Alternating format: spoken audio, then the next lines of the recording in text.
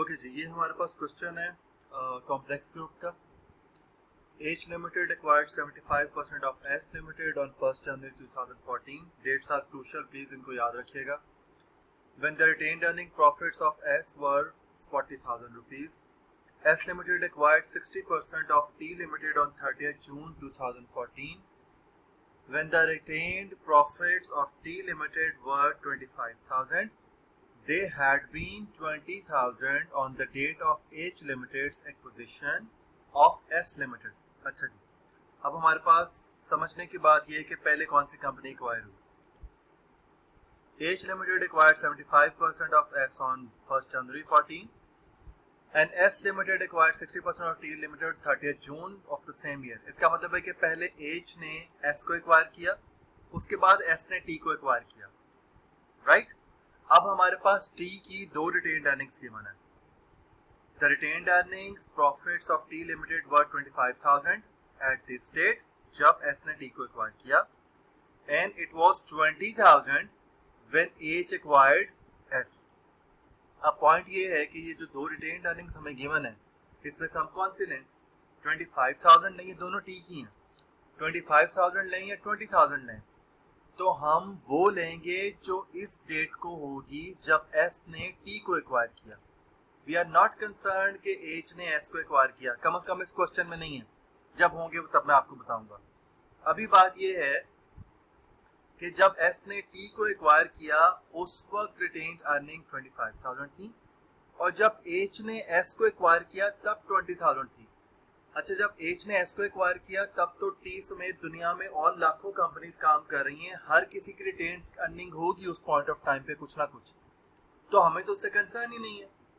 H ने जब S को एक्वायर किया तब तो सिर्फ H और S की बात थी, तब तो T का कोई जिक्र ही नहीं था.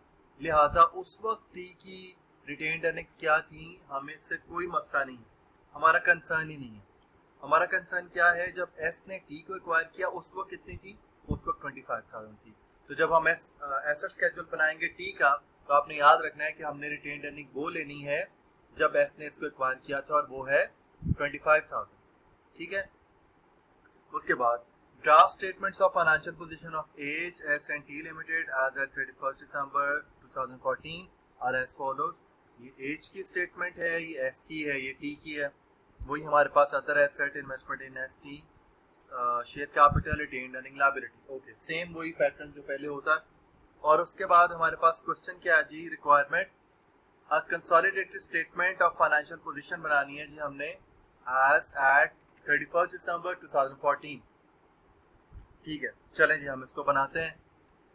हमारे पास वही चीजें हैं जो पहले हमारे पास थी, उन्हीं को करेंगे. Let's make asset schedule first. ये बिल्कुल वही क्वेश्चन है जो हम बहुत दफा कर चुके हैं.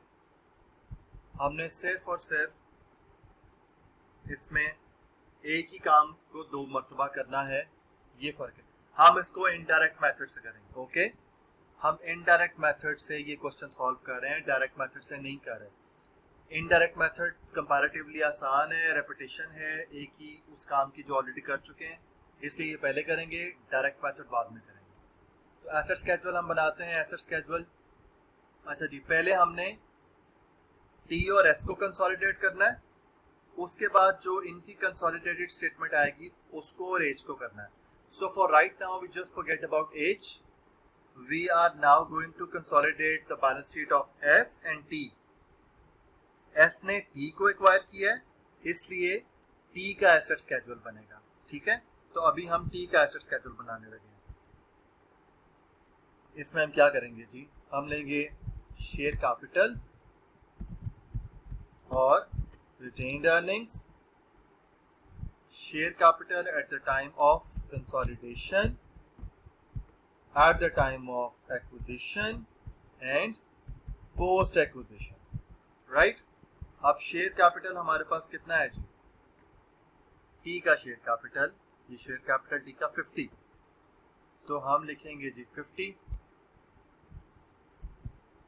at the time of consolidation, at the time of acquisition. उसके बाद रिटेन्ड अर्निंग, T की रिटेन्ड अर्निंग है जी at the time of consolidation 30 and at the time of acquisition it was 25, 000 यहाँ पे भी स्किप है तो यहाँ पे भी हम स्किप कर देंगे। At the time of consolidation 30, at acquisition 25।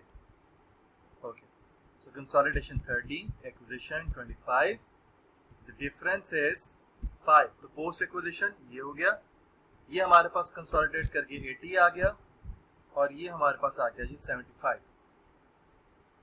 Okay, सो ये हमारे पास बन गया जी एसेट स्केड्यूल। अच्छा, अब हमने बनानी है गुडविल। गुडविल कैलकुलेट करनी है, तो गुडविल कैलकुलेट करने के लिए हमारे पास बहुत सिंपल सा फॉर्मूला वही है, ये है जी एसेट स्केड्यूल। अब हम going to calculate the goodwill. So goodwill के लिए हमारे पास है जी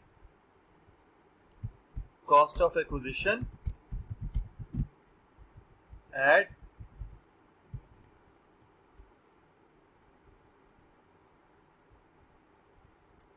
करेंगे इसके अंदर NCI एट एक्विजिशन,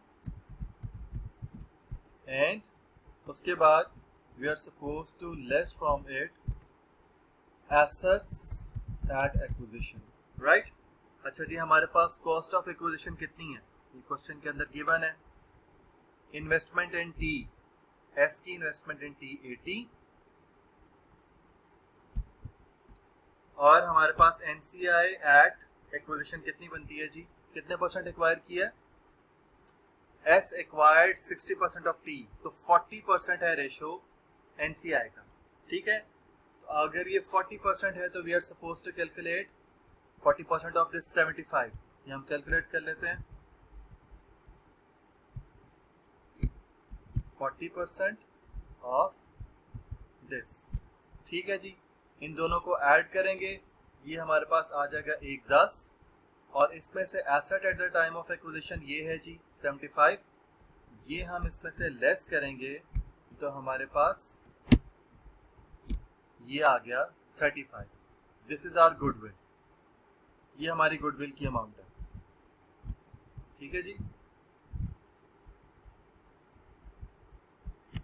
ये हमारे पास है जी गुडविल।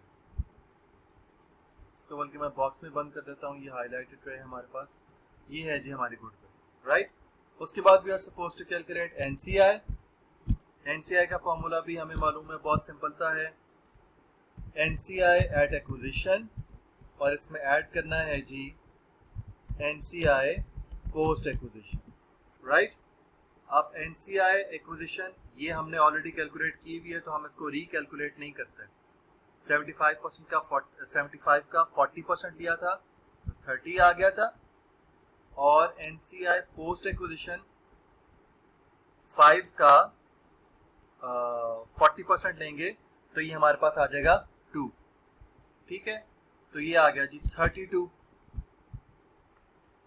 क्लियर हो गया।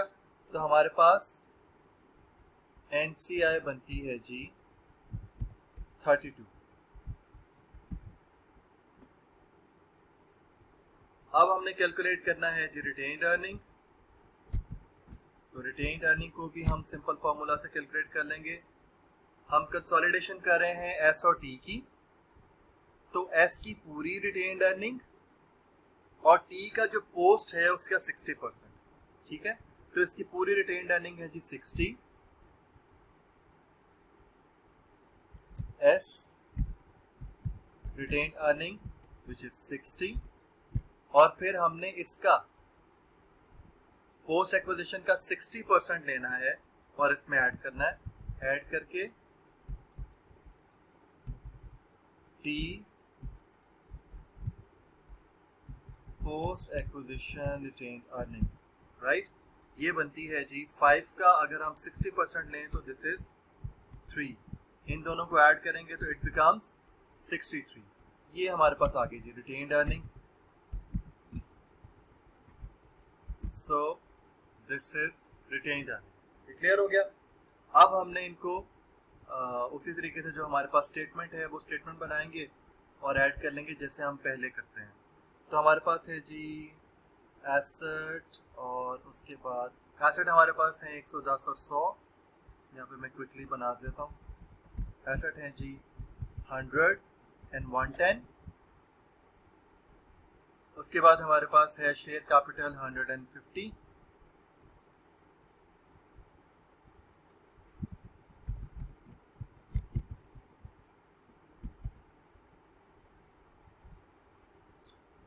then we have retained earnings 60-30, liability 30-20. 60-30 और liabilities 30s 30 and 20 liabilities. इसके अलावा तो कुछ नहीं है जी.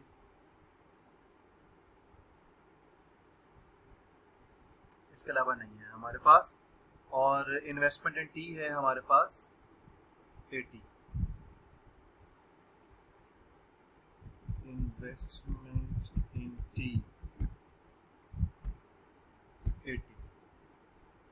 अच्छा, इसमें हम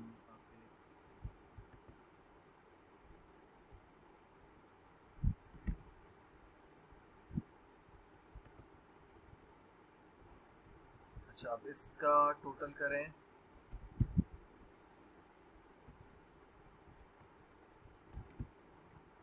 तो ये 180 है.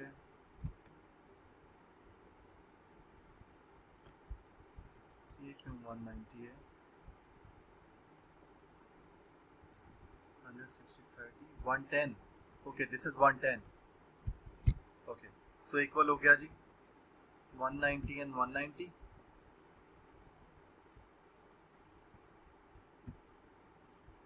और इसी तरीके से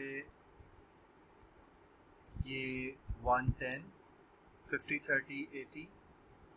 नो, दिस वाज 100 एक्चुअली. ये 100 एंड इट ऑल्सो बिकम्स 100. तो ये जी हमारे पास हो गया. Okay,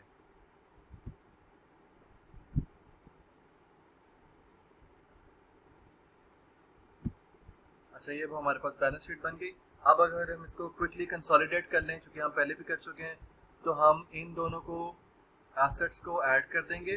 this plus this. और गुडविल हमने यहाँ पे लिखनी है, तो गुडविल हमने कैलकुलेट की हुई है विच इज 35. उसके बाद कैपिटल हमने लिखना है पेरेंट कंपनी का विच इज 100. और रिटेन्ड अर्निंग हमने वो लिखनी है जो हमने कैलकुलेट की थी 63. लायबिलिटीज हमने ऐड करनी है दिस प्लस दिस. और एनसीआई भी हमने यहाँ पे लिखना है. तो एनसीआई वो है जो हमने कैलकुलेट किया है 32. अच्छा, अब इनका टोटल करके देखते हैं. टोटल इसका आ गया जी 245 और इसका भी है 245. इसका मतलब है both sides are equal. Balance sheet हमारी टैली हो गई है और ये हमने बिल्कुल वैसे बनाया है जैसे क्वेश्चंस की हम पहले प्रैक्टिस करते थे. इसमें कोई नई बात नहीं है. ये एस की बैलेंस शीट थी, ये टी की, और ये इन दोनों की कंसोलिडेटेड. अब जो नेक्स्ट स्टेप है वो ये है कि अब हम इस सब के बारे में भूल जाएंगे, ये भी भूल जाएंगे और इसके बारे में भी भूल जाएंगे. अब सिर्फ ये चीज़ रह गई है, बाकी सारी चीज़ें अब ख़त्म हो गई. इस सब को मैं रेड कर देता हूँ. इन सब का हमारे साथ अब कोई ताल्लुक नहीं है. अब हमने क्या करना है, अब हमारे पास सिर्फ और सिर्फ एक ये है बैलेंस शीट कंसोलिडेटेड, और इसको अब हमने कंसोलिडेट करना है एज के साथ.